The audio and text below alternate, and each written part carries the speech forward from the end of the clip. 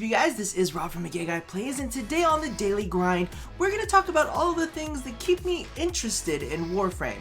Now, I'm going to be honest with you, I got a lot of questions in the comment sections and on stream, all saying, how are you still not bored with Warframe? And I have an answer for that, which might not sound like the nicest answer in the world, but this is kind of like one of the things that I live by. And I'm putting this as a preface before I go in and jump into anything, is I like to do a lot of things in Warframe that either prep me for future updates or just kind of like are completionist things. And a lot of these things tend to come off a little bit boring or samey or farmy or whatever, but my response to a lot of that is kind of along the lines of, well, if you're bored, you're probably boring. So what I always try to do is whenever I'm doing any one of these things on this list that we're gonna go over, is to try to find new and interesting ways of doing them, or create like little challenges that go along with them, or just like, you know, marathon fucking something on Netflix the whole week to get me through whatever it is that I need to farm. So without ado, let's jump into all of the things that I feel like I need to do in Warframe. And trust me, I created a list, and as I went through the list, I started getting more and more nervous and antsy about how many things I actually had to do. I'm like, oh my god, there's too many things. When am I gonna get this done? Mass Effect Andromeda is coming out in this month. How am I gonna cope with it all? But anyway, let's go ahead and jump into the first thing I've been playing with. Alrighty, so at the very top of my list of things to do is definitely the good old-fashioned focus farm.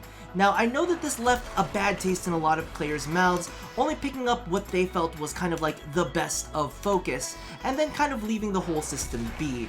However, I did take notice when the devs were talking about Naramon, which is highly regarded as one of the most powerful focus trees, is that they stated that they were not planning on nerfing Naramon or doing anything negative to Naramon, but rather buffing the rest of the trees to meet its power level.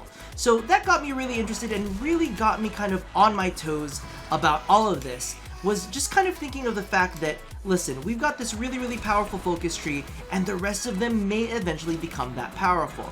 Now, clearly, this is not a work-in down the line. We don't necessarily know when this is going to come into being, but I always kind of feel like it's better safe than sorry. So I'd rather be prepared now than kind of at a disadvantage later. So as it stands, I'm actually maxed out on Naramon. I am maxed out on Unairu, which was an interesting choice, but I figured I would give it a shot.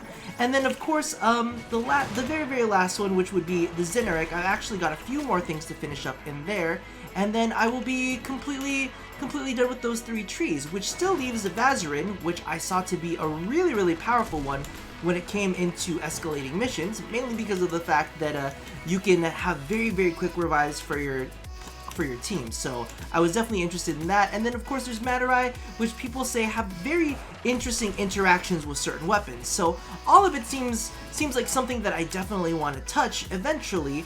And if they end up making them even better than they currently are now, I'm definitely up for that. So that's why focus is the number one thing that I really want to kind of take on. Especially because D kind of dropped focus on us out of the blue one day, so I really wanted to be prepared just in case they end up doing the same. You know, they may not, but as I said, better safe than sorry. Moving along, next on the list of things to do is definitely Kuva farming. So if you guys have been following my Riven series, you may or may not know that I am completely full up when it comes to Rivens, which poses a very interesting challenge. Number one, I have to figure out what Rivens I want to keep, what Rivens I want to get rid of, how I plan on getting rid of them, and then of course, re-rolling my favorite Rivens into the best possible Rivens they can be. So that's kind of where that stands right now, and that's why Kuva farming is still keeping me busy. Mainly because of the fact that there are always new weapons coming out, kind of like the Euphona Prime and the new, oh my god, I forgot what it's called, the Corpus Spear Gun, that I really want to get Rivens for, because I think those ones are super fun, and are definitely things that I want more than some of the Rivens I currently have. So I have to make space for them, and I gotta figure out a good, responsible, fair way to get rid of the things that were donated to me. So that is the next challenge on the list. So next on the list is what I like to refer to as future-proofing. This basically means farming for anything and everything that I could need for upcoming releases. So for some people that might be Nightane, for me more specifically that means getting a shit ton of Forma. Whenever there's a new weapon out, I always need to make sure that I can Forma it to fit in the appropriate build. Now, one of the things that I have kind of been lacking at is farming for blueprints, which leaves me kind of strained for ducats. So this is definitely one of those things that I keep in my brain. It's not necessarily number one on my list, but it's one of the things that I make sure that I am doing from time to time. So with the big three out of the way, now you get to see the true craziness that lies underneath all of my rational thinking. One of the things that I definitely want to knock out is to get my codex out of the way.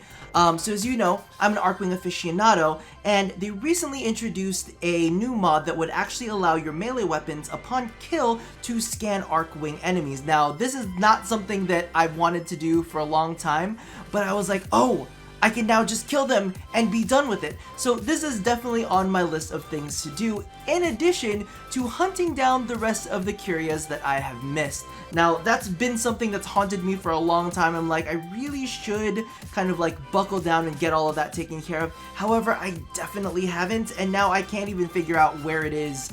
I can't even figure out quite where it is in the like whole of the codex. And in addition, because I know that I get a shit ton of crap for it, is the fact that I have not finished my quests. So that's definitely one of the things that I need to tackle and kind of get all of this under control. And now comes the one that makes everybody want to wince. Yes, PvP is on my list of things to do, mainly because of the fact that they have all of these awesome skins, and in the name of Fashion Frame, I must have them as well as all of the sigils. Like, it's one of those things that I'm like, whenever I have the time, I really need to buckle down and get into some Lunaro so that I can get my hands on all of these. Some of them I've already gotten my hands on. As you can see, I have a little bit of standing left to pick some stuff up, but it kind of hurts my soul that there are skins that I want that are much better, because if you guys actually take a look at this, they have things for the Merlock, which kind of looks like crap, the Tomcore, which is probably going to be the one that I end up picking up with my current standing,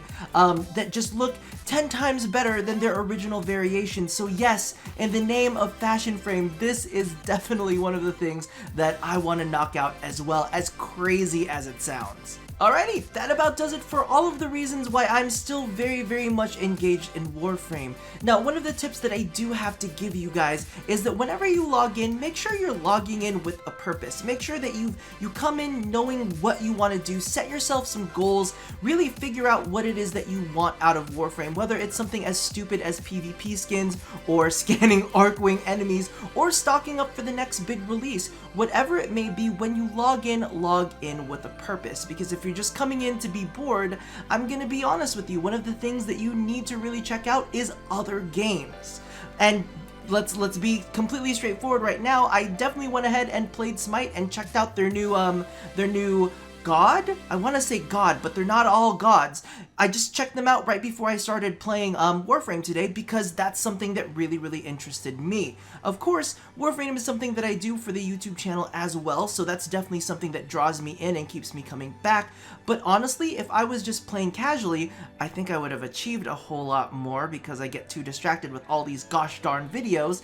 But whenever I come in, I come in with a purpose. And if I feel the need to be a little bit more entertained, like I said, I'll play things in the background, whether it's music or Netflix, or I'll just get on Discord with one of my friends and we'll just start talking whether we're playing together or not. So that about does it for this installment of the Daily Grind. Let me know what you guys are doing to keep yourselves interested in the game. I know that some of you are having a little bit of trouble, but I know that there are other people out there that have set their own goals and want to keep going and kind of want to define themselves in the world of Warframe. So let me know what you guys think. And as always, love somebody, hurt nobody, and touch yo body.